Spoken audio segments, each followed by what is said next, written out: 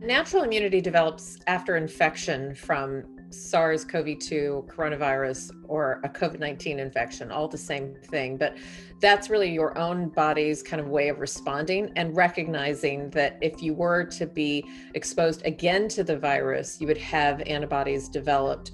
Natural immunity really helps target what infected you in the first place, which could be very different from the strains that we're seeing today, or similar depending on what you were infected with. And the immunity developed from vaccines can actually respond, we call it a polyclonal antibody response, which means that there are multiple exposures to your body through the vaccine, which you don't even realize, that help trigger a very robust B cell and T cell response. Those are different kinds of antibodies, which also get developed after natural infection.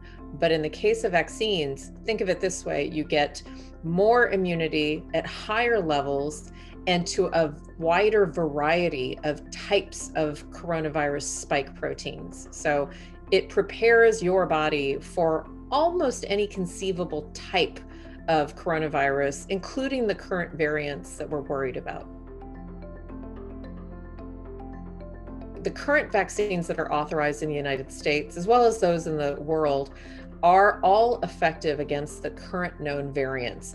When you hear that the vaccines are, quote, not as effective, it's when it's compared to the strains that existed a year ago. But the antibody responses, even in the most potent strains, are still sufficient to overcome the effect of that strain. So the good news is that any vaccine that's authorized is going to have an effect on the current variants to prevent death, to prevent severe hospitalization.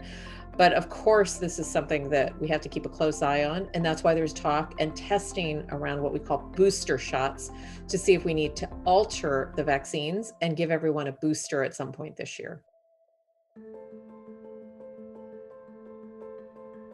So there was one of the first, what we call real world evidence data reports released recently from Pfizer, over 4,000 healthcare workers that were studied and followed up, including some trial participants as well, that showed that immunity lasts at least 6 months. So we know that from data, which had thousands and thousands of participants just in the United States alone, but also included people from around the world, that antibodies remained at very high levels at least 6 months after the second dose. The only reason it's limited to 6 months is because that's the longest period of time that we've had to look at people since the vaccine was available or studied in people. There is no reason to believe that the immunity would not last at least 12 months, possibly even longer. And that's good news considering some Americans have received the vaccine as early as December and are looking for their immunity to last, hopefully through the next winter.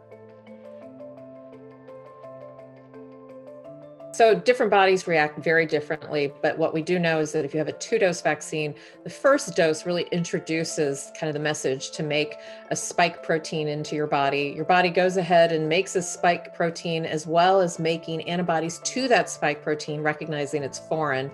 On the second dose, think of that as its own type of booster, where it reintroduces that exact same message. This time, the body doesn't need to wait. It recognizes what's being introduced and made by its cells is that spike protein, and it signals to the entire immune system that this is dangerous, and it triggers a response. So it does mimic a flu type of illness, and some people have had dramatic fevers, body shakes, and other symptoms. We generally expect for that to last up to 36 to 48 hours and resolve. If it hasn't resolved, you should talk to a doctor. Just because you do not have a reaction does not mean that your body has not responded, because every single individual has a varying robust immune response and what it looks like.